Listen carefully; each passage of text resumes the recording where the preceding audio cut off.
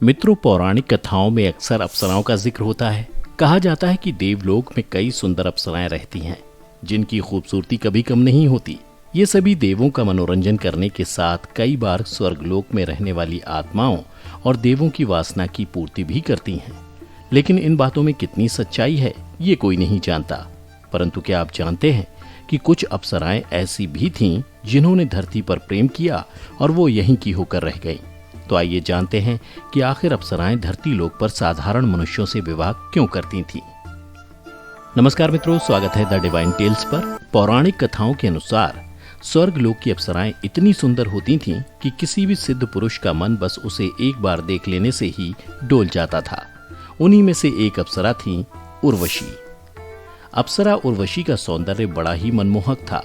धर्म ग्रंथों की माने तो एक बार नारद मुनि राजा पुरूरवा के रूप, बुद्धि और युद्ध कौशल की प्रशंसा देवराज इंद्र के सामने कर रहे थे। तभी उर्वशी प्रशंसा सुनकर उन्हें देखने के लिए आतुर हो गई।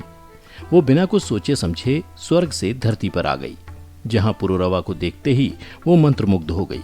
उधर राजा पुरूरवा भी उर्वशी के अपार सौंदर्य में खो गए और उन्होंने उर्वशी के समक्ष विवाह का प्रस्ताव रख दिया। उर्वशी को विवाह का प्रस्ताव तो मंजूर था, लेकिन उन्होंने राजा के सामने 2 शर्तें रखीं। वहीं बिना कुछ सोचे समझे ही राजा सब शर्तों को मानने के लिए तैयार हो गए। शर्त थी कि राजा को उसके 2 भेड़ों की रक्षा करनी होगी, क्योंकि उर्वशी उन्हें पुत्रवत समझती थी। राजा हंसते हुए शर्त के लिए राजी हो गए।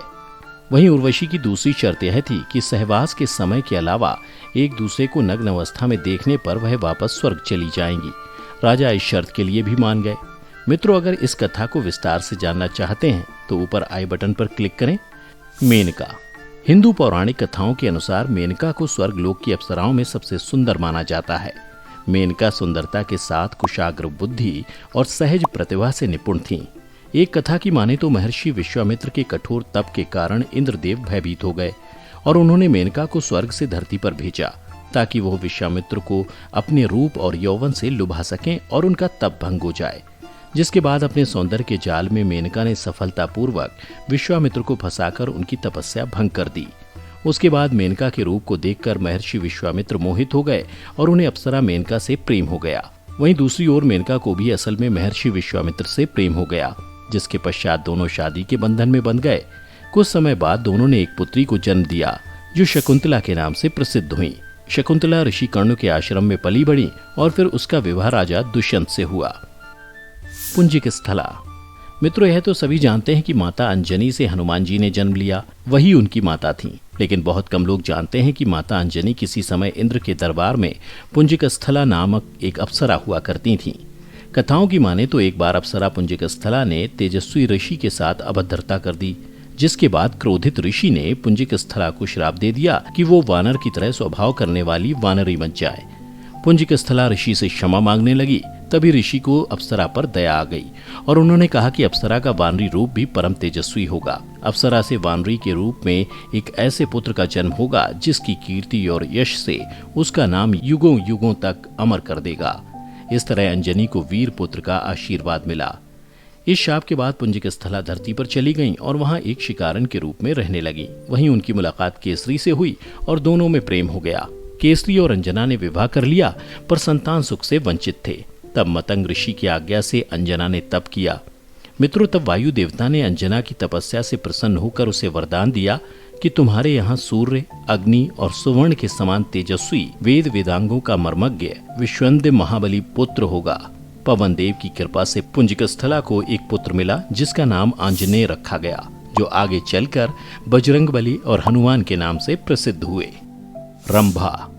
रंभा के रूप पर कई लोग मोहित थे। हर कोई उससे शादी करना चाहता था। रामायण की माने तो उसमें रंभा का उल्लेख कुबेर के पुत्र नल कुबेर की पत्नी के रूप में मिलता है। रामायण के अनुसार रावण ने रंभा के साथ जबरन संभोग करने का प्रयास किया था, जिसके चलते रंभा ने उसे श्राप दिया था कि आज के बाद जब भी तू न चाहने वाली किसी स्त्री से संभोग करेगा, तब तुझे अपने प्राणों से हाथ धोना पड़ेगा।